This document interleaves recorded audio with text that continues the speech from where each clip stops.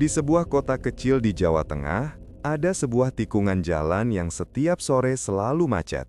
Bukan karena jalan sempit atau kendaraan rusak, tetapi karena satu warung makan yang tak pernah sepi, Warung Suike Daklan. Warungnya tidak besar, hanya bangunan semi permanen dengan dinding kayu yang mulai kusam. Namun siapapun yang melewati depan warung itu, pasti melihat kerumunan orang mengantri seolah-olah sedang menunggu konser, bukan sepiring rica-rica katak. Tanda-tanda kejayaan warung itu terlihat dari jauh. Asap mengepul dari dapur, aroma bumbu bawang putih dan jahe menyebar lewat angin sore, membuat orang-orang yang semula tidak lapar, tiba-tiba menelan ludah. Kursi-kursi penuh, meja panjang selalu dikerumuni orang. Bahkan, pelanggan rela berdiri sambil menunggu tempat kosong. Setiap menit ada saja yang datang. Dari rombongan keluarga, pegawai kantor, hingga pengendara luar kota yang mendadak berhenti karena mencium aroma menggoda dari kejauhan. Pemilik warung itu, Daklan, adalah lelaki berusia 40-an dengan tubuh agak gemuk, rambut sedikit memutih, dan suara lantang. Kalau sedang memasak, ia berdiri seperti raja di balik wajan. Gerakannya cepat, seolah hafal setiap langkah. Menumis bumbu, menuang kuah, memotong daging katak, mencicipi sedikit, lalu menyajikan dengan senyum lebar. Namun, ada satu hal yang membuat orang heran. Meskipun warung itu ramai luar biasa, Daklan tidak pernah terlihat kewalahan. Ia seperti tidak pernah letih. Bahkan ketika pesanan menumpuk, ia tetap tenang seolah sudah tahu apa yang akan dipesan sebelum pelanggan berbicara. Di seberang tikungan, sekitar 50 meter dari sana, berdirilah warung lain, Warung Suike Tego. Tego adalah pria baik hati, lebih tua dari Daklan, dan sudah berjualan suike sejak lama, jauh sebelum Daklan membuka warungnya. Dulu, warung Tego cukup ramai. Pelanggannya banyak, terutama warga lokal yang sudah cocok dengan bumbu olahannya. Namun, semua berubah sejak warung Daklan berdiri. Pada awalnya, Tego tidak terlalu memikirkan hal itu. Namanya rezeki sudah ada yang ngatur, katanya setiap kali istrinya bertanya kenapa pembeli makin berkurang. Tapi, setelah beberapa bulan, pemandangan di depan warungnya makin menyakitkan. Hanya ada 2 atau 3 orang yang datang, sementara di seberang, antrian semakin panjang sampai meluber ke jalan. Tego mulai memperhatikan hal-hal kecil yang terasa janggal. Suatu sore, ia melihat Daklan membuka warung lebih awal dari biasanya, bahkan sebelum matahari terbit. Lampu di dapur warung Daklan sudah menyala saat ayam kampung saja belum berkokok. Tego merasa itu aneh, sebab tidak ada pedagang yang mempersiapkan bumbu selelah itu setiap hari tanpa lelah. Belum lagi, aroma masakan Daklan.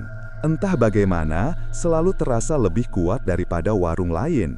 Bukan sekadar wangi masakan biasa, tetapi seperti aroma yang memancing rasa lapar secara tiba-tiba. Pernah suatu kali, Tego sedang makan roti sederhana, tapi ketika angin membawa aroma kuah dari dapur Daklan, perutnya langsung keroncongan meski ia baru saja makan. "Masakannya enak ya Pak Tego?" tanya seorang pelanggan yang hendak pergi. Tego tersenyum pahit. "Belum pernah makan masakan saya, kok langsung bilang gitu?" Pelanggan itu tertawa kecil tapi terdengar kikuk. Iya sih, tapi kalau lewat depan warung Pak Daklan itu, aromanya kayak bikin penasaran." Setelah orang itu pergi, Tego hanya bisa menyandarkan punggung ke kursi. Ia memejamkan mata sebentar, lalu membuka warung yang sudah sepi. Hanya ada suara kipas kecil berdecit, tidak ada suara riuh pelanggan seperti dulu. Ia mulai merasa ada yang tidak wajar. Suatu malam, saat Tego sedang menutup warung, ia melihat sesuatu yang membuat tengkuknya meremang. Dari kejauhan, ia melihat Daklan berdiri di belakang warungnya, di area gelap yang jarang dilalui orang. Daklan seperti sedang berbicara dengan seseorang, tetapi orang itu tidak terlihat. Cahaya lampu dari dapur hanya menyorot sebagian tubuhnya, sementara sisanya tertelan bayangan malam. Gerakan Daklan tampak aneh, seperti sedang menyerahkan sesuatu ke arah ruang gelap itu. Tangannya terangkat, lalu menunduk seperti menghormati seseorang atau sesuatu. Tego merasakan bulu kuduknya berdiri. Siapa yang dia ajak bicara malam-malam begini? Gumamnya. Beberapa hari kemudian, gosip mulai beredar di pasar tradisional. Seorang pedagang sayur pernah mendengar bisik-bisik bahwa Dahlan memakai pelaris agar warungnya selalu ramai. Ada yang mengatakan ia pergi ke gunung tertentu, ada pula yang bilang ia memelihara sesuatu di belakang warungnya. Tentu saja tidak ada yang berani bertanya langsung. Tego mengabaikan gosip itu, mencoba berpikir positif. Namun semakin lama, ia semakin tidak bisa menutup mata. Setiap kali lewat dekat warung Dahlan, ia merasakan sesuatu yang aneh, seperti hawa hangat yang menempel di kulit, membuat tubuhnya ingin merapat ke warung itu. Kadang, ia melihat pelanggan yang datang tampak linglung, seolah tidak sadar kenapa mereka mampir ke sana. Mereka makan dengan cepat, lalu pergi begitu saja tanpa banyak bicara. Bahkan, lebih aneh lagi, pengunjung dari luar kota, terutama yang datang berombongan menggunakan mobil, hampir selalu berhenti di warung Dahlan. Padahal di kota itu ada banyak tempat makan lain. Semua itu membuat Tego semakin gelisah. Ia bukan orang yang iri, ia hanya ingin usahanya tetap hidup. Tapi bagaimana mungkin ia bisa bersaing jika lawannya menggunakan sesuatu yang tak terlihat? Pada suatu sore, ketika matahari hampir tenggelam, Tego memutuskan sesuatu yang mengubah hidupnya. Nanti malam, aku akan mengintai warung itu, katanya pelan kepada dirinya sendiri. Ia menatap warung Dahlan yang semakin ramai, penuh suara tawa dan piring beradu. Di balik keramaian itu, Tego merasa ada sesuatu yang tidak seharusnya terjadi, sesuatu yang harus ia temukan jawabannya. Dengan hati yang campur aduk, antara takut, penasaran, dan sedikit putus asa, Tego bersiap menghadapi malam yang mungkin menjadi awal terbukanya rahasia gelap milik Dahlan. Malam itu turun perlahan, seperti selimut gelap yang menenggelamkan seluruh kampung. Udara dingin mulai menusuk, angin berhembus pelan membawa aroma tanah basah. Tego menutup warungnya lebih awal. Ia merapikan meja dengan tangan sedikit gemetar, bukan karena dingin, tetapi karena keputusan yang baru saja ia buat, mengintai warung Dahlan. Walau sederhana, keputusan itu terasa berat. Tego bukan tipe orang yang suka ikut campur urusan orang lain, apalagi memata-matai. Namun rasa penasaran bercampur keputusasaan membuatnya tidak punya pilihan lain. Ia harus tahu apa yang membuat warung Dahlan sedemikian ramainya. Hatinya selalu berbisik bahwa ada sesuatu yang tak beres, sesuatu yang tak terlihat mata biasa. Setelah memastikan istrinya sudah tertidur, Tego menyelinap keluar dari rumah kecilnya yang berada di belakang warung. Ia membawa jaket tipis, senter kecil, dan sandal jepit yang sudah usang. Ia memilih berjalan kaki pelan agar tidak menarik perhatian. Dari kejauhan, ia sudah melihat warung Dahlan masih terang benderang. Padahal biasanya warung lain sudah tutup. Lampu kuning yang menggantung tampak seperti cahaya yang tidak pernah padam. Suara pelanggan masih terdengar, walaupun waktu sudah lewat pukul 9 malam, jam ketika biasanya warung di kota kecil itu sudah sepi. Tego berhenti di belakang pohon besar dekat tikungan, tempat yang memberinya pandangan cukup jelas ke arah warung tanpa harus terlihat. Yang ia lihat membuat jantungnya berdegup lebih cepat. Warung Dahlan penuh, tidak hanya ramai, tetapi ramai dengan cara yang tidak wajar. Orang-orang duduk tanpa banyak bicara, kepala menunduk, tangan bergerak cepat menyuap makanan. Mereka makan dengan tergesa-gesa, seolah makanan itu bukan sekadar lezat, tetapi seperti memberi ketenangan aneh yang membuat mereka ingin segera menghabiskannya. Tego memperhatikan lebih saksama. Beberapa pelanggan terlihat seperti tidak sadar sedang makan. Tatapan mereka kosong, tetapi tangan mereka tetap bergerak, mulut terus mengunyah. Ada yang memegang mangkuk dengan erat, seakan takut makanan itu akan direbut. Tego mengusap wajahnya. Astagfirullah, apa-apaan ini? Semakin lama ia memperhatikan, semakin jelas bahwa ada sesuatu yang tidak wajar. Sekitar pukul 10 malam, para pelanggan mulai keluar satu persatu, menunduk tanpa mengucapkan perpisahan apapun kepada Dahlan. Mereka pergi seperti orang yang baru bangun dari tidur. Ada yang bahkan tidak sadar menjatuhkan uang terlalu banyak di meja. Ketika warung itu akhirnya sepi, Tego melihat Dahlan keluar dari pintu dapur. Ia menutup pintu depan warung, mematikan beberapa lampu, tetapi menyisakan satu lampu redup di area dapur. Dan disitulah sesuatu yang mengganjal mulai terlihat. Alih-alih pulang, Dahlan berjalan menuju bangunan kecil di belakang warungnya. Bangunan yang selama ini selalu tertutup dan jarang disinggahi siapapun. Bentuknya seperti gudang kecil, pintu kayunya kusam, dan ada gembok besar yang biasanya tergantung di sana. Namun malam itu, Dahlan membuka gembok itu dengan cepat, seolah sudah hafal setiap gerakan. Pintu berderit pelan ketika ia dorong. Tego menahan napas. Ia berjongkok di balik semak-semak, berusaha agar tubuhnya tidak terlihat. Dari celah pintu yang terbuka, terlihat ruangan kecil yang remang. Lampunya bukan cahaya putih atau kuning biasa, melainkan cahaya kemerahan seperti dari api kecil atau lampu minyak. Bau aneh tercium sampai ke tempat Tego bersembunyi. Baunya seperti campuran kemenyan dan sesuatu yang amis. Dahlan masuk ke dalam ruangan itu sambil membawa panci kecil dari dapurnya. "Ini waktunya," suara Dahlan terdengar samar. Tego merasa kulitnya merinding. Ia tidak tahu dengan siapa atau apa Dahlan berbicara, tetapi nadanya terdengar seperti berbicara kepada sesuatu yang patut dihormati. Dalam posisi meringkuk, Tego memajukan tubuh sedikit agar dapat melihat lebih jelas. Ia melihat siluet Dahlan membungkuk, tangan kanannya mengangkat panci, tangan kirinya seperti menyerahkan sesuatu ke arah lantai ruangan itu. Namun sudut pandang Tego terlalu jauh untuk melihat isi ruangan dengan jelas. Tiba-tiba terdengar suara lirih, bukan suara manusia, tetapi suara gemericik halus bercampur bisikan aneh. Suara itu membuat seluruh tubuh Tego dingin. "Peliharaan itu benar-benar ada," gumamnya ketakutan. Dahlan mengangguk pelan ke arah sesuatu yang tidak bisa dilihat Tego, lalu berkata, "Terima kasih, besok pasti lebih ramai lagi, seperti yang kau janjikan."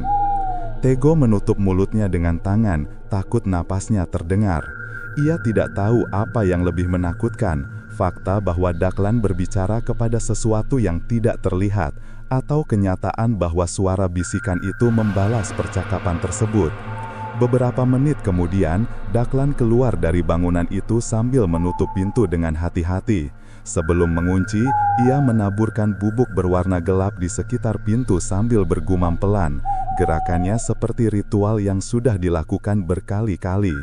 Setelah itu Dahlan kembali ke warung, mematikan semua lampu, lalu pulang. Tego menunggu beberapa menit sebelum berani bangkit. Kakinya gemetar, tubuhnya dingin, dan pikirannya kalut. Ia menatap pintu bangunan kecil itu, lalu menatap langit. Ada satu hal yang ia yakini malam itu. Dahlan tidak hanya memakai pelaris biasa. Ada sesuatu yang hidup, atau setidaknya ada wujudnya, di dalam ruangan itu. Saat hendak kembali ke rumah, Tego mendengar suara langkah kecil di belakangnya.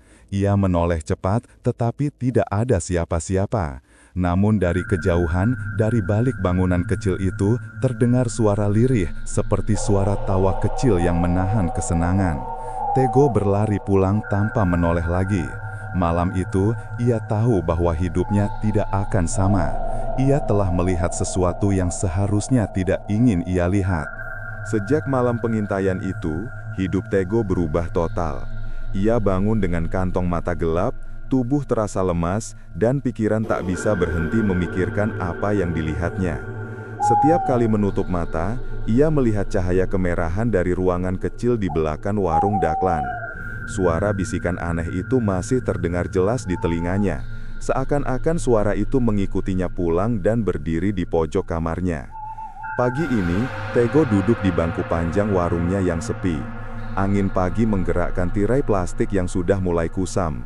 Meja-meja kosong, tak ada bau masakan, dan suara jalanan pun terasa jauh. Tego menatap warung Dahlan di seberang. Meski baru jam 8 pagi, sudah ada 5 orang berdiri di depan pintu menunggu warung itu buka. Sementara dirinya bahkan belum merapikan bumbu. Ia menghela napas, lalu menunduk. "Kalau begini terus, aku bisa gulung tikar," ucapnya pada diri sendiri. Dalam keheningan itu, suara langkah kaki membuatnya mengangkat kepala. Seorang lelaki tua dengan tongkat kayu, tubuh kurus, dan rambut putih berjalan perlahan ke arahnya.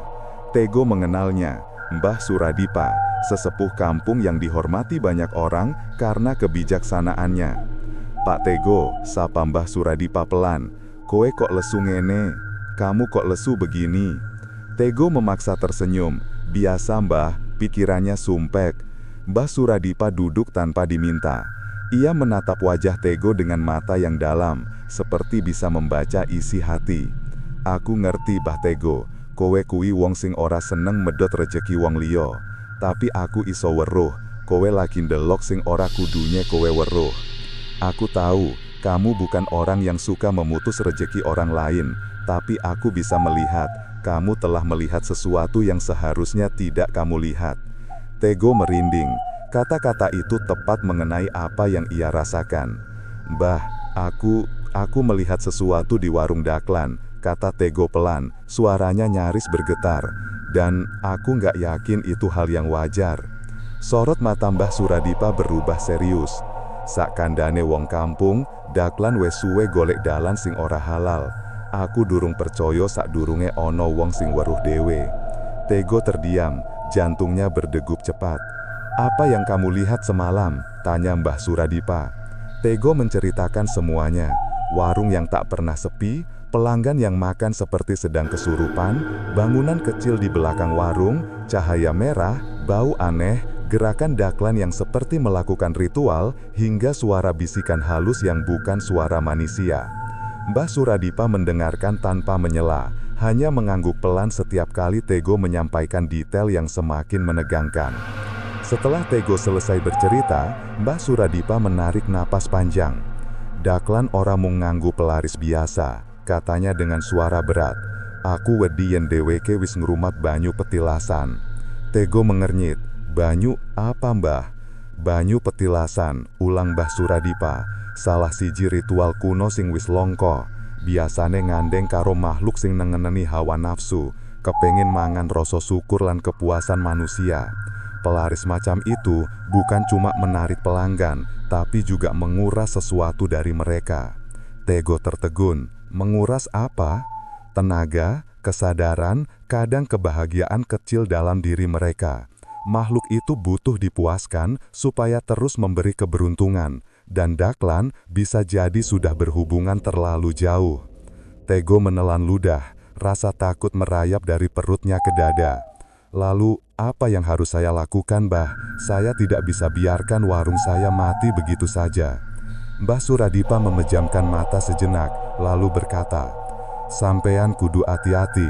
Nalika wong wis ngladeni makhluk kaya ngono, dheweke ora iso metu sembarangan. Sing iso kowe lakoni saiki mung siji, ngumpulake bukti lan nyiapake dirimu, amarga bakal ana akibat sing muncul ing wulan iki." Ucapan itu membuat punggung Tego merinding. "Akibat?" "Iya." Mbah Suradipa berdiri dengan susah payah. "Makhluk pelaris itu, yen wedi kelaparan, bakal nyedot apa wae sing ana cedhak, kalebo sing ora dikersakake. Dan aku ngerasa, saiki waktune wis cedhak." Tego terdiam, tidak mampu berkata apa-apa. Malam harinya, Tego kembali mengamati warung Daklan dari kejauhan, bukan untuk mengintai seperti sebelumnya. Ia terlalu takut untuk mendekat, tetapi karena ia merasa ada yang harus ia saksikan. Warung Daklan penuh seperti biasa. Orang-orang datang dari berbagai arah.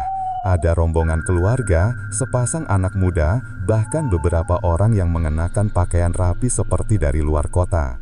Mereka semua makan dengan lahap, bahkan berlebihan. Ada seorang pria gemuk yang memesan 3 mangkuk sekaligus. Ada seorang ibu yang mengangkat mangkuk seperti ketagihan. Namun, yang paling membuat Tego tak bisa memalingkan wajah adalah ekspresi pelanggan itu. Mereka makan tanpa emosi, seperti tidak sadar dunia di sekitar mereka. Di tengah keramaian itu, Daklan berjalan mondar-mandir sambil tersenyum. Senyumnya berbeda dari biasanya, lebih lebar, lebih gelap, seakan ada sesuatu yang membantunya tersenyum dari dalam. Saat itu, Tego merasakan perasaan yang sulit dijelaskan, bukan sekedar iri atau sedih, tetapi seperti melihat badai yang perlahan terbentuk di depan mata. sesuatu yang besar sedang tumbuh di balik keramaian warung itu. Dan benar saja, ketika warung mulai sedikit lengang, dari arah belakang warung Dahlan terdengar suara keras seperti benda jatuh. Lampu di bangunan kecil itu berkedip-kedip, memancarkan cahaya merah yang lebih terang daripada biasanya. Tego mundur beberapa langkah karena takut, tubuhnya bergetar. Ia bisa merasakan daya yang tidak wajar keluar dari bangunan itu, menyebar seperti gelombang panas. "Gusti, apa yang terjadi di sana?" gumamnya. Baru saja ia hendak berbalik, angin dingin berhembus dari arah warung Dahlan. Angin itu membawa suara lirih, suara yang pernah didengarnya malam itu. Suara tawa kecil, lembut, namun terasa seperti menggores tulang. Tego berlari pulang dengan napas memburu. Malam itu, untuk pertama kalinya ia sadar bahwa apa yang ia hadapi bukan sekedar pesaing usaha, tetapi sesuatu yang bisa menghancurkan lebih dari sekedar warung, bisa menghancurkan nyawa, dan ini baru permulaan. Sejak suara tawa itu terdengar dari arah warung Dahlan, malam-malam berikutnya berubah menjadi masa yang tak pernah membuat Tego bisa benar-benar tidur. Setiap ia memejamkan mata, ia merasa ada sesuatu yang mengawasi. Ia tidak melihat apapun, tetapi hawa dingin itu selalu muncul dari sudut-sudut gelap rumahnya, seolah mengikuti dari kejauhan. Istrinya sempat bertanya kenapa Tego terlihat pucat dan mudah terkejut, tetapi Tego hanya menjawab bahwa ia sedang banyak pikiran. Ia tak sanggup menceritakan apapun. Bagaimana cara ia menjelaskan bahwa pesaing usahanya mungkin berhubungan dengan makhluk yang tidak bisa disebut manusia? Pagi itu, seperti biasa, warung Tego sepi. Ia duduk di bangku kayu sambil memandangi bumbu-bumbu yang belum sempat ia olah. Ia tak punya semangat membuka warung hari itu, tetapi tidak buka pun terasa semakin menyedihkan. Angin membawa aroma masakan dari seberang. Warung Dahlan sudah ramai, padahal jam baru menunjukkan pukul 9. Suara sendok, piring, dan obrolan berbaur menjadi satu, membuat Tego merasa seperti tinggal di dua dunia yang berbeda. Dunia keramaian di warung Dahlan, dan dunia kesunyian di warungnya sendiri. Tego mengusap wajah. "Aku harus melakukan sesuatu," gumamnya. Namun apa? Siang itu, seorang pelanggan lama datang. Seorang pria setengah baya bernama Giman, yang dulu sering mampir setiap 2 hari sekali. Tego terkejut melihatnya. Sudah berbulan-bulan ia tidak muncul. "Pak Giman?" Tego menyambutnya. "Wah, lama nggak kelihatan." Giman tersenyum kaku. "Iya Pak Tego, mampir sebentar. Rasanya kangen masakan panjenengan." Tego senang, tetapi ia memperhatikan sesuatu yang aneh dari Giman. Tatapannya kosong, seperti orang yang kurang tidur. Pipi Giman lebih pucat dari biasanya, dan gerakannya lambat, seolah tubuhnya kehilangan semangat. "Monggo Pak, duduk dulu," kata Tego sambil menuangkan air minum. Giman duduk sambil mengusap wajahnya. "Aneh ya Pak Tego, saya malah sekarang jarang makan di tempat manapun." "Loh, kenapa?" tanya Tego. Giman menggeleng pelan. "Entahlah, habis makan dari warung sebelah, tubuh saya rasanya capek terus, lemas, kepala saya berat. Tapi anehnya, saya terus pengen balik ke sana, kayak ketagihan." Tego menahan nafas.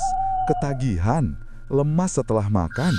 Apa itu ada hubungannya dengan makhluk pelaris yang disebut Mbah Suradipa?" "Pak Giman makan di sana sering tak?" tanya Tego hati-hati. "Dulu sering," jawab Giman. "Sekarang seminggu sekali pun sudah cukup bikin badan saya aneh. Rasanya kayak ada yang nyedot tenaga." Kata-kata itu membuat jantung Tego berdegup keras. "Terus panjenengan kok datang ke sini hari ini?" tanya Tego. Giman tersenyum lemah. "Entahlah, tiba-tiba saya kepikiran panjenengan. Kayak ada suara yang bilang, 'Coba makan di warung Tego dulu, biar tenagamu balik.'" Tego merinding. Ia langsung mengambil beberapa bumbu dan mulai memasak tongseng katak dengan sepenuh hati.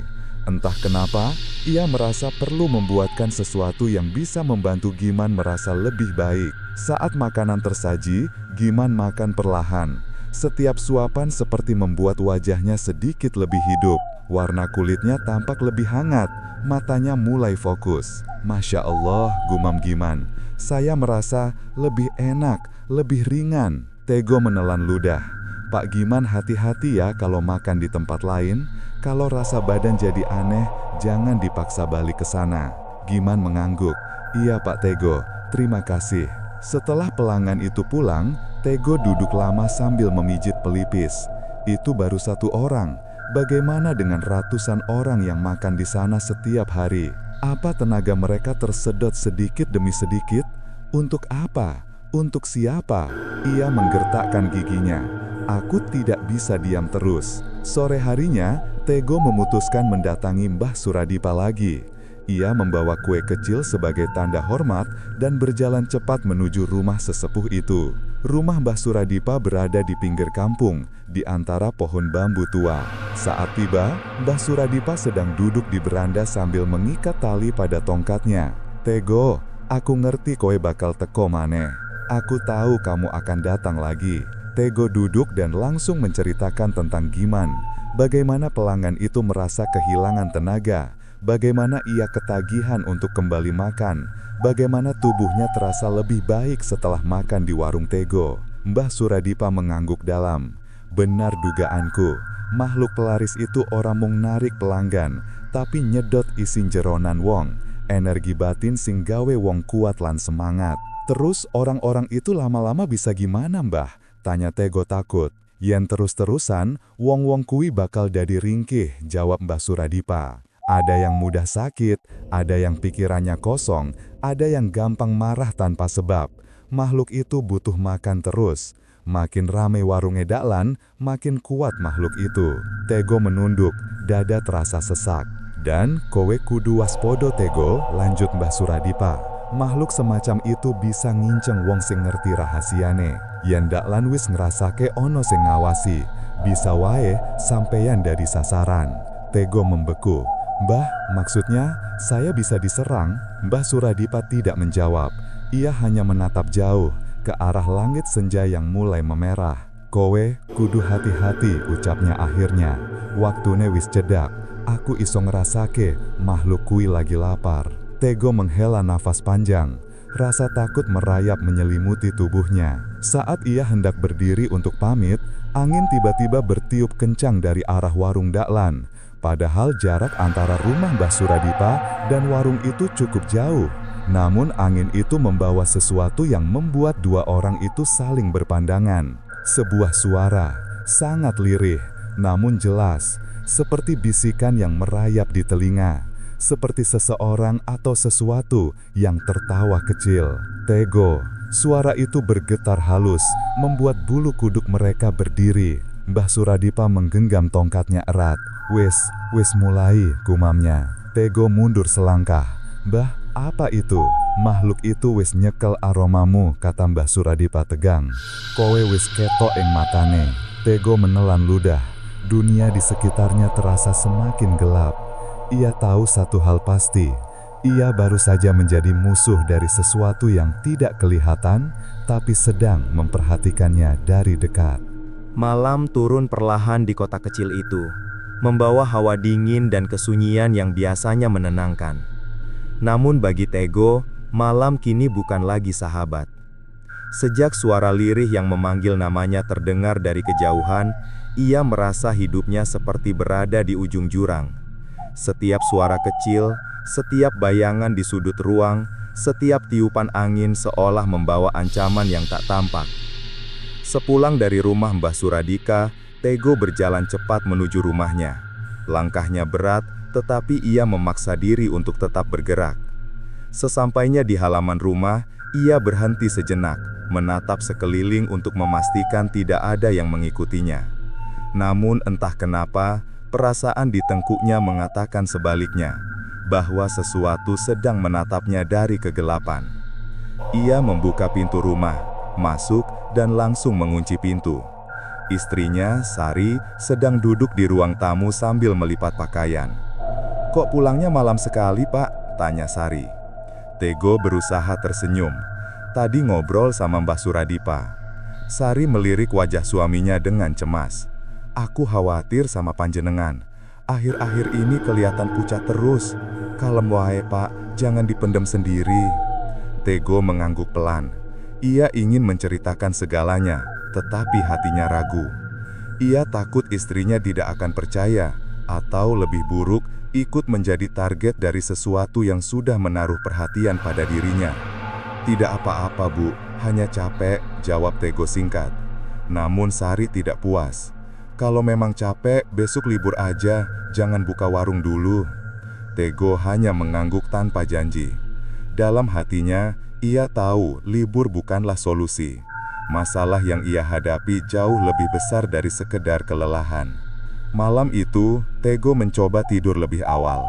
Ia berbaring, memejamkan mata, dan mengatur napas. Namun baru beberapa menit berlalu, ia merasakan sesuatu yang aneh. Udara kamar terasa lebih dingin dari sebelumnya. Tidak wajar dinginnya, seperti hawa dari ruang bawah tanah atau goa lembab. Ia membuka mata. Kamar gelap, hanya diterangi lampu kecil dari ruang tengah. Namun ada sesuatu yang berbeda. Tego menahan napas ketika melihat tirai jendela bergerak pelan, padahal tidak ada angin. Lalu terdengar suara halus, seperti seseorang menggesekkan kuku ke kaca jendela. Cekrek, cekrek, cekrek. Tego langsung duduk, tubuhnya menggigil. Ia menatap jendela, takut melihat apa yang ada di baliknya. Suara itu berhenti sesaat, lalu terdengar bisikan lirih yang tidak mungkin berasal dari manusia. "Tego." Suaranya sangat pelan, namun masuk langsung ke tulang. Tego mundur sampai punggungnya menempel ke dinding. Ia menutup telinganya, tetapi suara itu tetap terdengar dari dalam kepalanya. "Ndelok aku, lihat aku." Cahaya lampu dari ruang tengah berkedip, lalu berubah semakin redup. Suasana kamar menjadi gelap pekat, membuat jantung Tego berdegup kencang. Tiba-tiba, sesuatu meluncur cepat di luar jendela. Bayangan hitam bergerak seperti asap, namun memiliki bentuk samar tubuh yang merayap. Bayangan itu berhenti tepat di depan kaca, dan Tego bisa merasakan keberadaannya menempel seperti kabut pekat.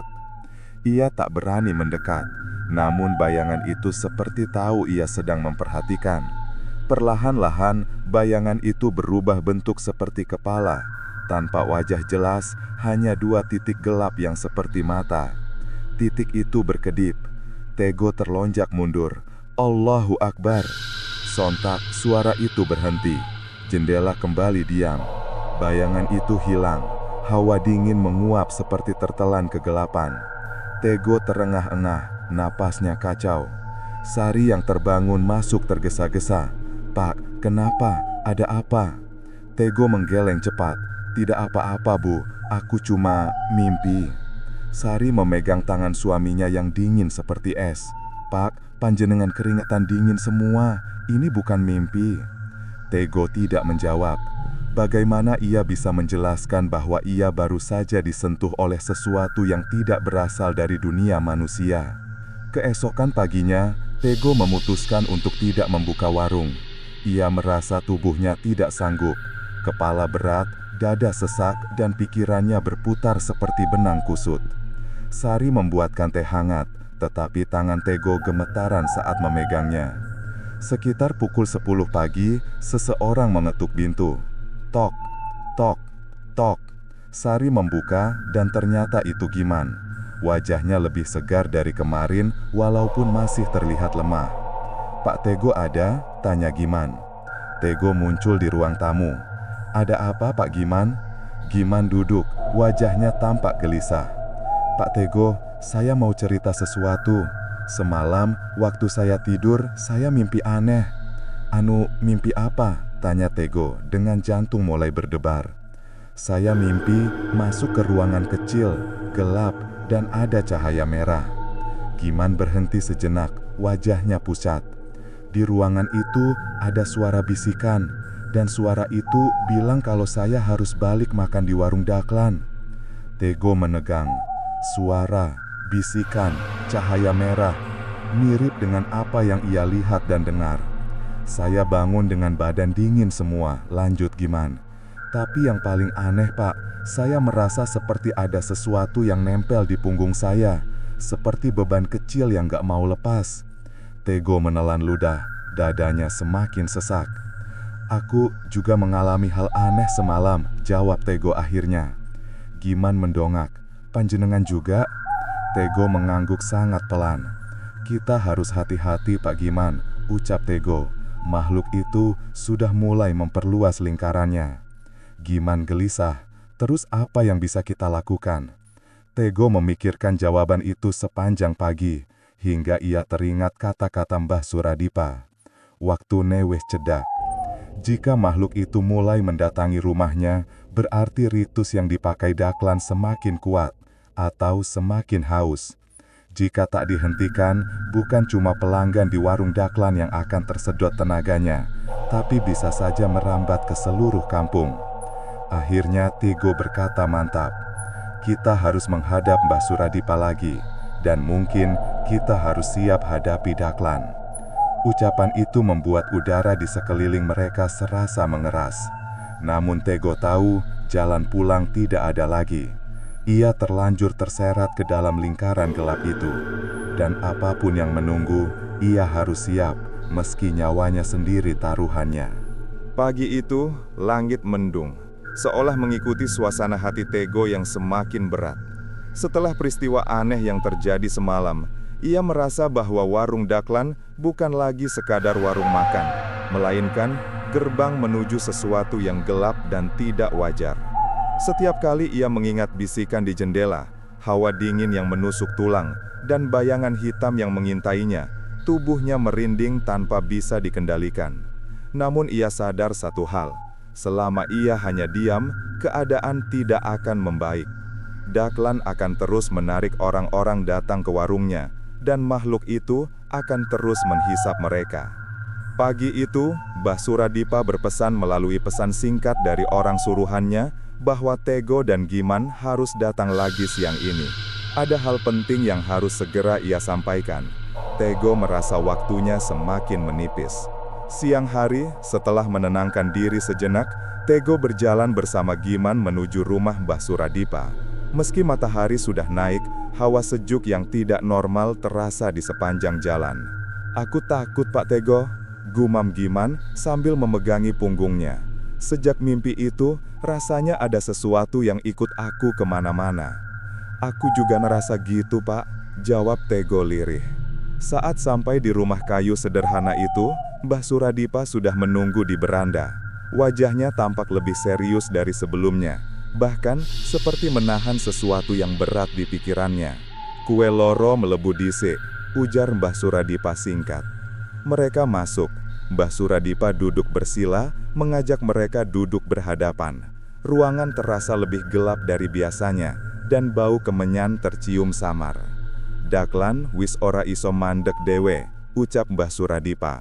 "Kue loro harus ngerti sesuatu dulu, supaya ngerti apa yang sedang dihadapi."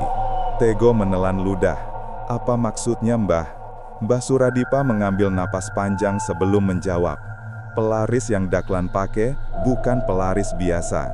Itu pelaris dari makhluk kelas bawah, tapi rakus. Kalau tidak dikasih makan jiwa atau tenaga manusia, makhluk itu bisa marah dan makan pemiliknya sendiri." Giman membelalak. "Terus, selama ini yang makan siapa, Mbah? Pelanggan?" "Ya," jawab Mbah Suradipa tanpa ragu, "tapi bukan tubuhnya. Yang diambil itu energi hidup, semangat, keberuntungan, sampai kesehatan. Makanya banyak orang yang sering makan di sana, lama-lama jadi lemas, sering sakit, atau usahanya sepi." Tego langsung teringat pelanggan Cina yang sering memenuhi warung Daklan. Mereka tampak sehat-sehat saja, tetapi Mbah Suradipa lanjut menjelaskan. Makhluk itu lebih suka energi orang yang punya rejeki kuat. Itu sebabnya warung itu suka didatangi orang-orang yang rejekinya lancar. Penjelasan itu membuat bulu kuduk Tego berdiri. Ia semakin yakin bahwa apa yang ia lihat malam itu adalah bentuk asli makhluk tersebut. "Kue loro harus tahu," lanjut Mbah Suradipa. "Pelaris yang Daklan pakai itu dulu diberikan oleh seseorang dari luar kota. Daklan ndak ngerti kalau makhluk itu butuh tumbal terus-menerus. Sekarang dia sudah terikat, ndak bisa lepas." "Jadi, Daklan sebenarnya korban juga?" tanya Giman pelan. Mbah Suradipa menggeleng. Korban, iya, tapi dia milih jalan itu. Dia tahu dia mengorbankan pelanggan demi usahanya. Itu pilihan sadar. Tego mengepalkan tangan. Ada perasaan marah yang mendidih perlahan dalam dirinya. Ia memikirkan semua tetangganya yang sering makan di sana, termasuk beberapa keluarga muda yang ia kenal. "Mbah," kata Tego akhirnya, "apa yang harus kami lakukan?" Mbah Suradipa memejamkan mata sejenak, lalu membuka tas kecil di sampingnya. Ia mengeluarkan 2 bungkus kecil, berisi daun kering dan bubuk hitam. "Kue loro pasang ini dulu. Siji kanggo perlindungan, siji kanggo buka tirai goib i warung daklan." Tego mengambilnya sambil menatap bingung. "Maksudnya buka tirai, Mbah?" "Warung daklan itu terlihat biasa di mata manusia," jawab Mbah Suradipa. "Padahal sebagian tempatnya ditutup tirai goib supaya ndak kelihatan aktivitas makhluk itu. Dengan bubuk ini, kalian bisa melihat apa yang sebenarnya terjadi." Giman mulai gemetar. "Tapi Mbah, kalau kita bisa lihat, berarti makhluk itu bisa lihat kita juga." Mbah Suradipa menatap Giman tajam. "Iya, makhluk itu bakal sadar." Tego dan Giman saling pandang. Jalan ini berbahaya, tapi kalau mereka tidak melakukannya, siapa lagi yang akan menyelamatkan kampung ini? Akhirnya, Tego mengangguk tegas. "Kami siap, Mbah." Sore harinya, Tego dan Giman bergerak menuju warung daklan. Warung itu seperti biasa dipenuhi pelanggan, suara panci, dan aroma masakan yang menggugah selera. Dari luar, semuanya tampak normal. Namun, hati Tego gelisah. Ia merasakan hawa aneh yang mengambang di udara, lebih dingin, lebih berat dari biasanya. "Kita taburkan bubuk ini pas lewat pintu masuk," bisik Tego. Giman mengangguk gugup. Saat mereka melangkah mendekati pintu warung, Tego menaburkan bubuk hitam itu secara perlahan. Seketika, angin pelan berputar, seolah ada tirai yang terbuka. Dan, seketika itu juga, dunia yang mereka lihat berubah. Warung yang tadi tampak ramai dan hangat, mendadak terlihat aneh. Lampu yang terang berubah menjadi cahaya kekuningan redup. Dinding warung tampak lembab dan seperti berdenyut halus. Aroma makanan berubah menjadi campuran amis dan anyir. Dan, yang paling menakutkan adalah, di antara para pelanggan yang duduk makan, ada bayangan hitam merayap seperti asap pekat. Bayangan itu menempel di punggung orang-orang, menghisap sesuatu yang tak terlihat. Beberapa pelanggan makan dengan wajah kosong, seolah tidak sadar bahwa tubuh mereka sedang disedot. Giman menutup mulut, menahan ingin muntah. "Ya Allah, itu yang hisap energi itu, Pak." Tego mengangguk pelan, wajahnya pucat. Namun, belum sempat mereka bergerak mundur, sebuah suara berat terdengar dari sudut warung. "Kue loro, opo sing kue lakoni?" Suara itu datang dari seseorang yang berdiri di dekat dapur. Daklan. Wajahnya pucat tidak wajar, matanya memerah samar, seolah tidak tidur berhari-hari. Tetapi, bukan itu yang membuat Tego bergidik. Di belakang Daklan, ada sosok makhluk besar dengan tubuh hitam legam, berdiri membungkuk dengan wajah tanpa mata, hanya 2 lubang gelap yang seperti menyala dari dalam. Makhluk itu menatap langsung ke arah mereka. Tego membeku. Giman mulai berkeringat dingin. Daklan melangkah maju dengan wajah marah dan takut bercampur jadi satu.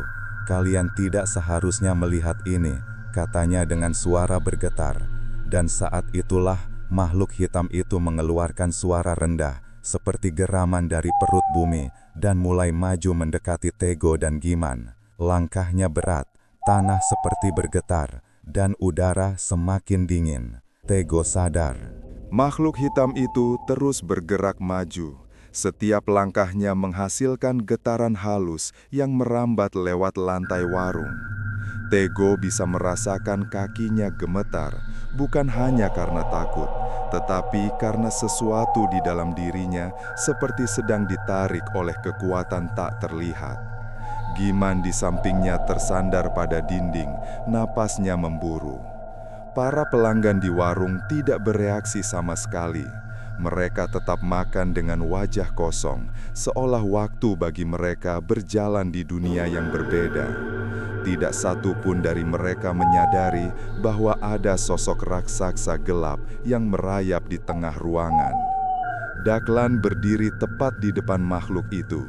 Wajahnya pucat, kelopak matanya bergetar. Ia tampak panik, seperti seseorang yang terjepit antara dua jurang. Tego, Giman, suaranya lirih, seolah keluar dari tenggorokan yang kering. Pergi sebelum terlambat. Namun makhluk itu menggerahkan kepalanya yang tanpa bentuk, mengeluarkan suara geraman rendah yang membuat telinga Tego terasa panas.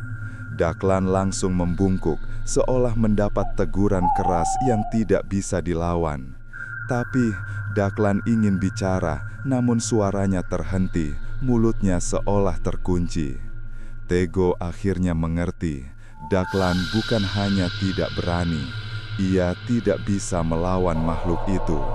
Makhluk itu perlahan mendekat, tubuhnya seperti kabut pekat yang bergerak sendiri. Dari balik kepulan hitam itu, Tego melihat sesuatu yang membuat jantungnya hampir berhenti.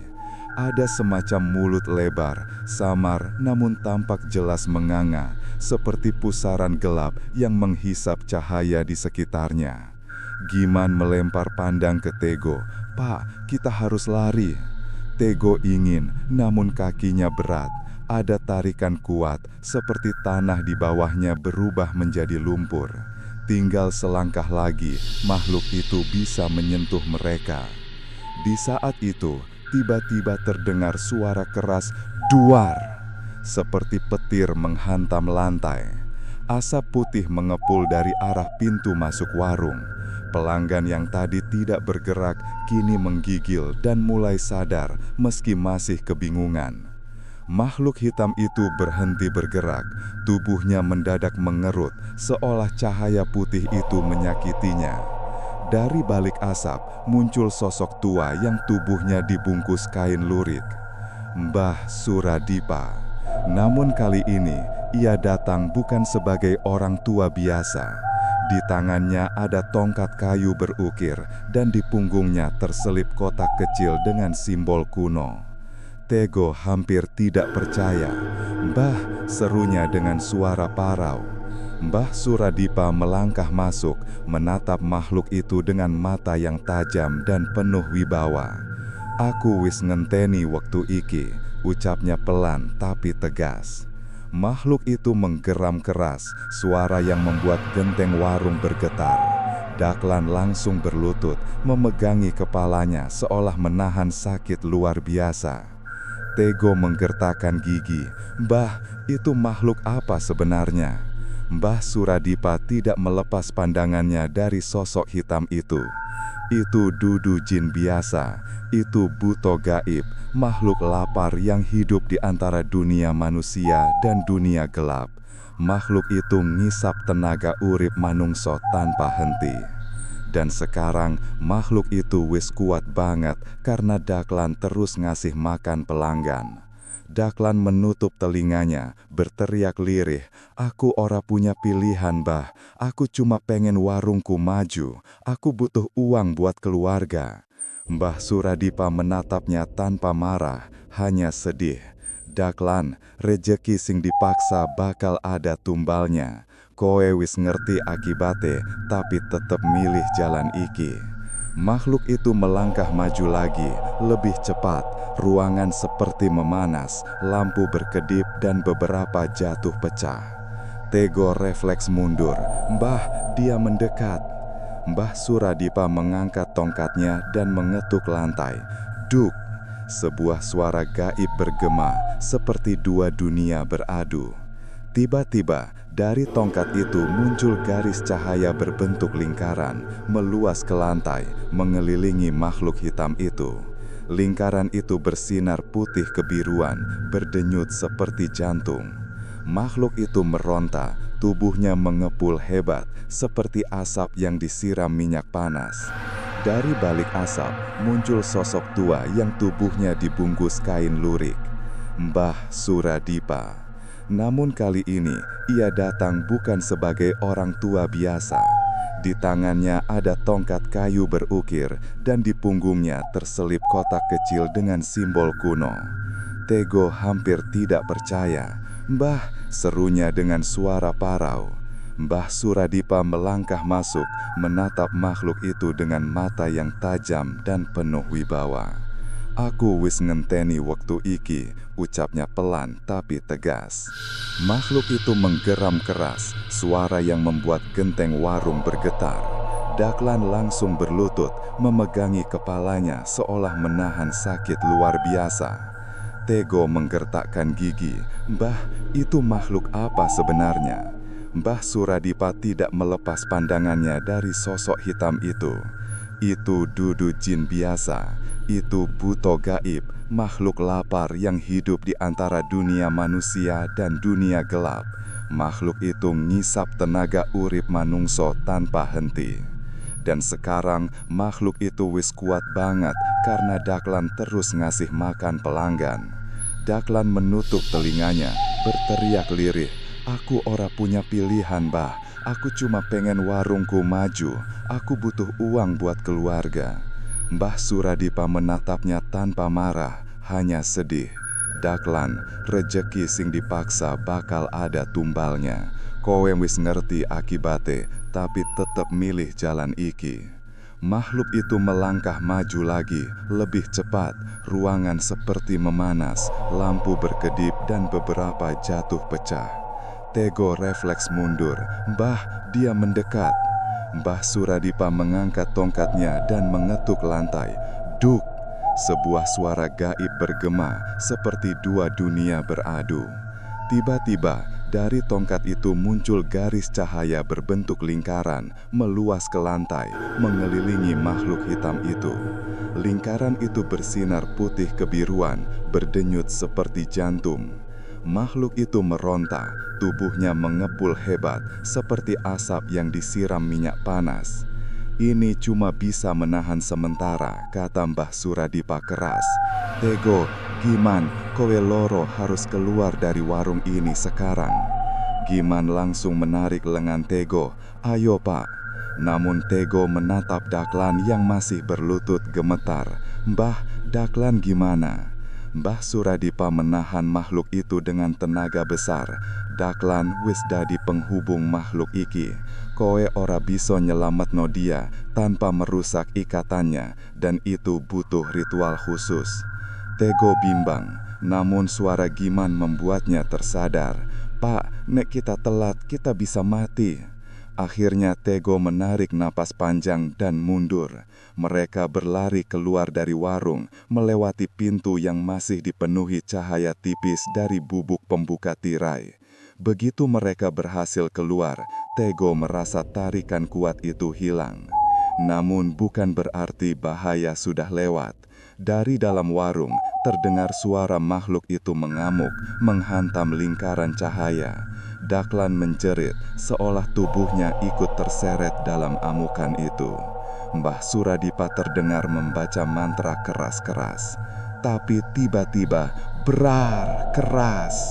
Sebuah energi hitam meledak dari dalam warung, menerjang dan menyapu udara seperti angin. Tego dan Giman terlempar ke tanah. Debu, daun, dan pasir berhamburan. Tego merangkak bangkit, jantungnya hampir berhenti ketika ia melihat. Lingkaran cahaya Mbah Suradipa pecah. Makhluk hitam itu mulai keluar dari warung, tubuhnya membesar, mengembang seperti asap hitam yang hidup. Mbah Suradipa berdiri dengan wajah lelah, darah menetes dari hidungnya. "Tego, Giman, makhluk itu wis kebablasan, aku ora bisa nahan dewean." Tego merasakan perutnya mual, punggungnya dingin, dan rasa takutnya menyesakkan. Namun dia tahu ia tidak bisa mundur lagi. "Mbah, apa yang harus kami lakukan?" Mbah Suradipa menatap mereka dengan sorot mata serius, penuh perintah. "Kowe loro harus bantu aku nutup gerbang makhluk iki. Yen gerbange ora ditutup, makhluk iki bakal merajalela sak kampung." Tego mengangguk meski tubuhnya gemetar. Giman bertanya dengan suara serak, "Gerbangnya di mana, Mbah?" Mbah Suradipa mengangkat tongkatnya menunjuk ke dalam warung Daklan. "Gerbange ono ing dapur warung. Disitulah Daklan pertama kali manggil makhluk iki." Tego dan Giman saling pandang dengan wajah pucat. Itu berarti mereka harus masuk ke warung itu, ke tempat makhluk itu muncul, ke pusat kegelapan yang hampir. Angin sore yang biasanya hangat berubah menjadi hembusan dingin menusuk ketika Tego, Giman, dan Basuradipa berdiri di depan warung Daklan yang kini hampir runtuh. Asap hitam tipis merembes keluar dari celah-celah dinding, seperti napas makhluk yang tengah marah. Makhluk hitam yang tadi menerjang lingkaran cahaya, kini bergerak lambat, tubuhnya melebar seperti kabut jahat yang siap menelan siapa saja. Suara geramannya rendah namun bergetar, cukup untuk membuat lutut Tego lemas. Meski begitu, tugas mereka jelas. Masuk ke dalam dapur, temukan gerbang gaib itu, tutup sebelum makhluk itu lepas sepenuhnya. Basuradipa berdiri di depan mereka, menatap Tego dan Giman dengan sorot mata yang sangat serius. Waktu wes mepet, yen gerbang iku kebuka sakwentoro maneh, makhluk iki bakal ora iso bali, lan yen wes bebas, kampung iki bakal dadi panganane. Tego menelan ludah, merasakan tubuhnya semakin berat, tapi ia mengangguk. "Aku siap, Mbah." Giman gemetar, tapi ia juga mengangguk. "Saya juga, meski takut setengah mati." Makhluk itu tiba-tiba menatap mereka, atau lebih tepatnya, dua lubang gelap di wajahnya seperti bergerak mengarah ke mereka. Udara di sekitar makin dingin, dan tanah bergetar kecil. Tego memalingkan pandangan. "Giman, cepat, kita harus masuk sebelum Basuradipa kehabisan tenaga." Giman mengangguk, dan mereka berdua merunduk, lalu berlari memutar ke samping warung. Memasuki warung yang sebenarnya. Begitu mereka melangkah masuk lagi, efek bubuk dari Mbah Suradipa masih bekerja. Warung terlihat seperti dunia yang salah. Meja-meja tampak memanjang seperti bayang, kursi tampak bergetar, tembok berdenyut pelan seperti jantung, cahaya lampu berubah menjadi warna jingga pekat, dan di pojok-pojok ruangan, bayangan hitam kecil melompat-lompat seperti makhluk kecil yang hidup dalam kegelapan. "Ya Allah," bisik Giman, hampir menangis. "Ini bukan warung, Pak, ini neraka." Tego menarik lengannya. "Fokus, kita ke dapur sekarang." Mereka melewati meja dan kursi yang tampak seperti hidup, bergerak sangat pelan seolah bernapas. Tego berusaha tidak melihat terlalu banyak, atau ia tahu kepalanya bisa pusing seketika. Ketika mereka mendekati pintu dapur, suhu udara berubah drastis, lebih dingin dari kulkas, seperti berjalan ke ruangan pembeku. Pintu dapur itu tampak terbuka sedikit, dan dari dalamnya, keluar cahaya merah gelap yang berdenyut seperti api. Giman menelan keras. "Pak, itu dia?" Tego mengangguk. "Gerbangnya pasti di dalam." Dapur yang telah berubah. Mereka mendorong pintu perlahan. Begitu pintu terbuka penuh, Giman langsung menutup mulutnya, menahan muntah. Tego pun hampir terjatuh mundur. Dapur itu bukan dapur lagi. Panci dan wajan masih ada, tapi menggantung melayang di udara, berputar pelan seolah ditarik angin dari dunia lain. Lantainya tidak lagi datar, melainkan seperti terbuat dari tanah hitam lembek yang mengeluarkan asap tipis. Dan di bagian belakang dapur, ada lubang merah besar seperti kawah. Bentuknya bulat sempurna, berputar seperti pusaran air, namun warnanya merah pekat bercampur hitam. Cahaya merah itu bukan cahaya biasa, lebih mirip bara hidup yang mengintip dari dasar goa. Di atas lubang itu, ada tali hitam tipis melayang ke atas, seperti urat-urat makhluk yang menembus ke dunia manusia. Tego nyaris kehilangan suaranya. "Itu, gerbang itu," suara Giman pecah. "Kita harus nutup itu, Pak. Beneran?" Namun sebelum Tego menjawab, suara berat dan serak terdengar dari dekat lubang. "Jangan!" Tego dan Giman terlonjak. Dari sisi lubang, muncul seseorang yang duduk terhuyung-huyung. Tubuhnya kurus, rambutnya berantakan, dan wajahnya pucat. Daklan. Ia tampak jauh lebih buruk dari sebelumnya.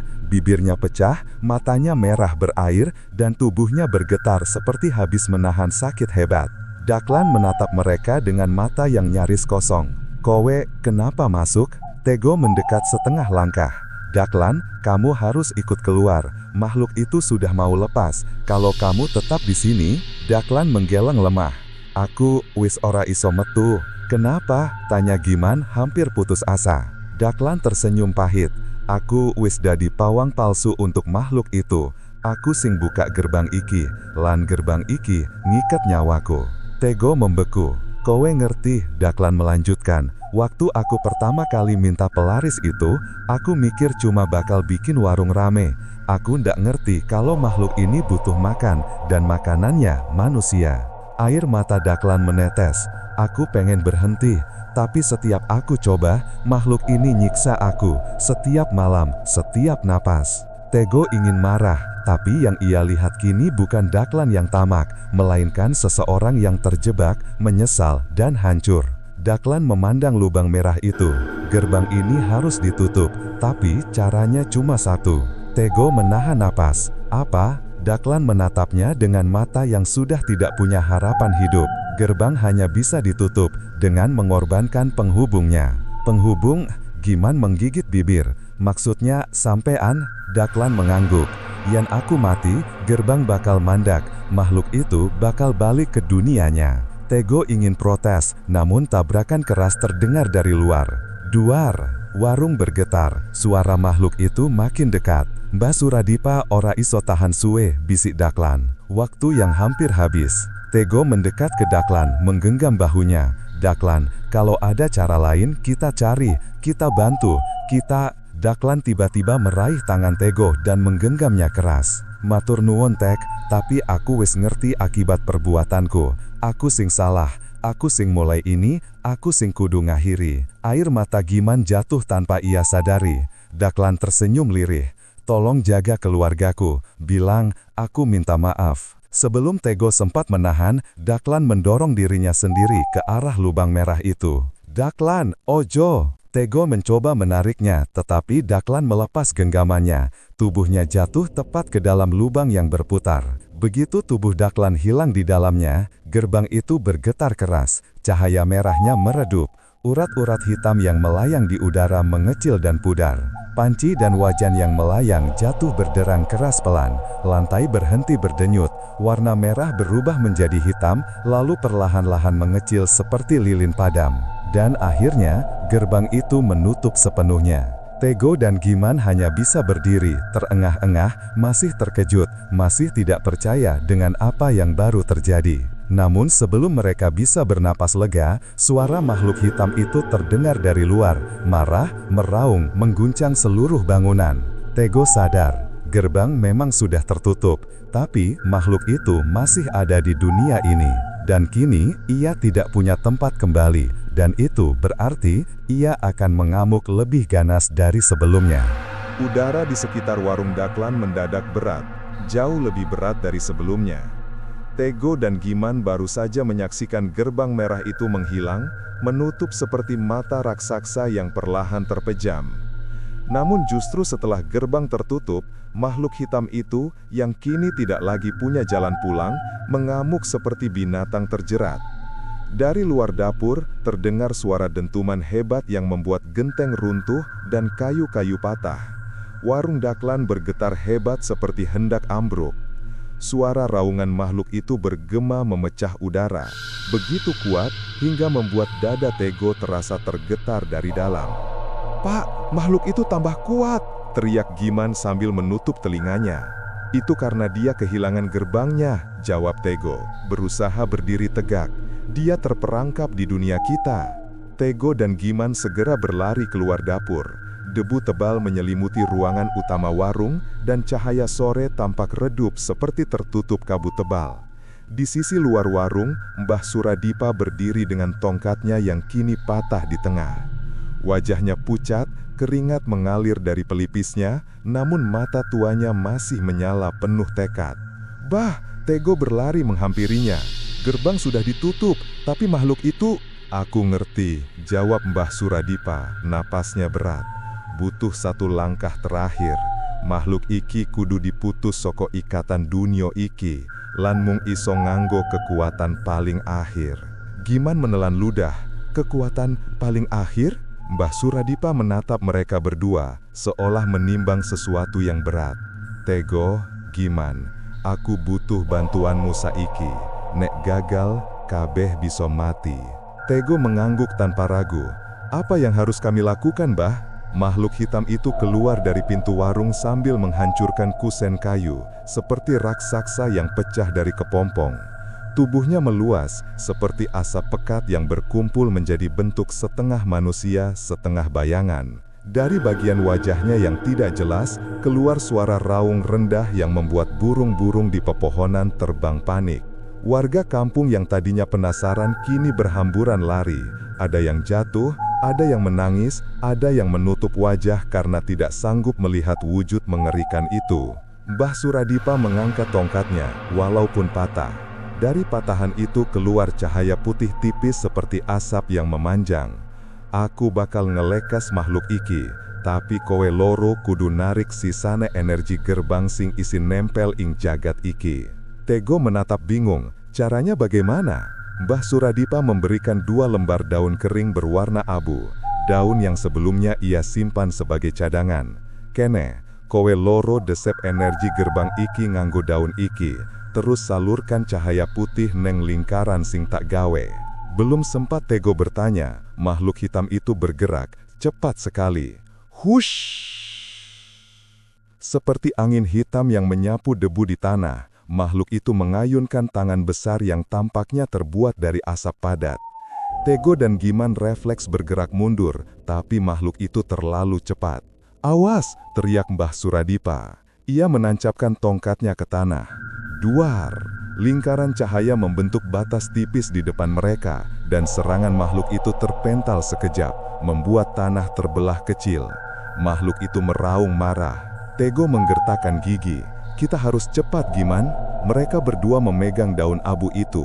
Tego merasakan hawa panas menyengat ketika daun itu mulai bereaksi. Daun tersebut mengeluarkan cahaya tipis, seperti menyerap energi yang tersisa dari gerbang merah tadi. Dari dalam tanah, suara dengungan rendah muncul, seperti suara serangga raksasa. Tego merasakan telapak tangannya panas, namun ia tetap menggenggam daun itu. Cepetan, Giman. Aku panas, Pak. Giman menggertak. Bertahan, tinggal sedikit lagi. Mbah Suradipa menggenggam tongkatnya erat, tubuhnya goyah. Makhluk hitam itu terus menghantam lingkaran cahaya pelindung. Cahaya itu retak, retak lagi. Retaknya makin lebar. Mbah, lingkarannya pecah. Ayo Tego, salurkan saiki. Tanpa pikir panjang, Tego dan Giman meletakkan daun bercahaya itu ke tanah tepat di tengah lingkaran pelindung. Cahaya putih langsung menyembur ke atas, tinggi, membentuk pancaran seperti tiang cahaya. Makhluk hitam itu menatap cahaya itu dengan geraman ketakutan. Ia mundur setengah langkah, mencoba menutupi wajahnya yang gelap. Suara makhluk itu berubah, tidak lagi hanya marah, tapi juga tersiksa. Cahaya itu merebut sesuatu dari makhluk itu. Energi yang tadinya ia dapat dari pelanggan, dari Daklan, ditarik kembali secara paksa. Tubuh makhluk itu mulai bergetar hebat, bayangannya memekik seperti kulit kayu yang dibakar. Tubuhnya mengempis sedikit demi sedikit. Saat itulah Mbah Suradipa mengangkat tongkatnya untuk terakhir kalinya. Tego, Giman, mundur. Mereka segera mundur. Mbah Suradipa membaca mantra terakhir. Suara tuanya bergetar namun dipenuhi kekuatan. Mungguh ruh soko pepeteng, bali marang papanmu, ora ono sing nyekel lawang iki maneh. Tongkat patah itu dipukulkan ke tanah. Duar! Cahaya putih meledak ke segala arah. Angin berputar seperti badai kecil, menghantam makhluk itu dari segala sisi. Makhluk itu menjerit, suaranya sangat keras, hingga membuat tanah tergetar. Suara yang bahkan tidak terdengar seperti suara dari dunia manusia. Tubuh makhluk itu terurai menjadi serpihan hitam kecil seperti abu. Serpihan itu tersedot ke dalam cahaya putih, hilang satu persatu. Hingga akhirnya, tinggal satu geraman terakhir, dan makhluk itu lenyap, tanpa suara, tanpa sisa. Keheningan setelah neraka. Warung Daklan ambruk separuh, tetapi kini diam. Tidak ada lagi bayangan hitam, tidak ada lagi hawa dingin. Langit yang kelabu perlahan kembali cerah. Warga yang tadi bersembunyi mulai keluar dengan wajah bingung dan takut. Tego terengah-engah, lututnya lemas. Giman duduk di tanah sambil menangis lega. "Kita selamat, Pak," katanya sambil menyeka air mata. Tego menatap sekeliling. "Iya, kita selamat." Mbah Suradipa tersenyum tipis, namun wajahnya sangat pucat. Tego segera memapahnya. Mbah tidak apa-apa." Mbah Suradipa mengeleng pelan. "Aku wes tuo tek, saiki tenagaku wes entek kabeh. Tapi tanpa Mbah, kami..." "Wes cukup," potongnya lembut. "Tego, Giman, kowe loro wes nelametno kampung iki. Daklan wes nebus dosane." Tego menunduk, mengingat wajah terakhir Daklan sebelum jatuh ke gerbang merah itu. "Semoga dia tenang di sana," bisik Tego. Mbah Suradipa memandang reruntuhan warung Daklan. Pelanggan bakal balik waras, energi sing dicokot makhluk itu bakal balik pelan-pelan. Kemudian ia menatap Tego dalam-dalam. "Saiki, warunge Daklan wes mati, tapi rejeki sing bener ora bakal mati yang dijalani lurus." Tego mengangguk pelan, memahami maksudnya. Ia memegang tangan Mbah Suradipa dan Giman. "Mulai besok, kita buka lagi warung kita. Tanpa pelaris, tanpa jalan gelap. Biar kecil, biar pelan, tapi halal." Mbah Suradipa tersenyum lega. "Ngono kuwi sing benar." Warung Tego kini ramai. Tidak sesak seperti warung Daklan dulu, tapi penuh dengan tawa, obrolan hangat, dan aroma masakan tulus yang dimasak dengan tangan sendiri. Pelanggan lama mulai kembali. Beberapa warga yang dulu sering makan di warung Daklan, kini terlihat lebih segar, tidak lagi murung atau lemas. Di sudut warung, ada lilin kecil, bukan untuk ritual, tetapi untuk mengenang Daklan. Tego meletakkannya diam-diam, hanya sebagai doa untuk seseorang yang pernah tersesat, namun memilih jalan penebusan terakhir. Pada satu senja yang tenang, Tego berdiri di depan warungnya, menatap langit yang merah keemasan. Tidak ada lagi bayangan, tidak ada lagi bisikan di jendela, tidak ada lagi hawa dingin yang mengikuti. Hanya angin lembut yang berhembus, angin dari dunia yang kini kembali damai. Tego tersenyum. Alhamdulillah, semua sudah berakhir. Dan hari itu, untuk pertama kalinya dalam waktu yang lama, ia merasa benar-benar bebas, benar-benar hidup, dan benar-benar siap menatap masa depan yang baru, tanpa pelaris, tanpa makhluk, tanpa ketakutan. Hanya dirinya, keluarganya, dan rejeki yang halal.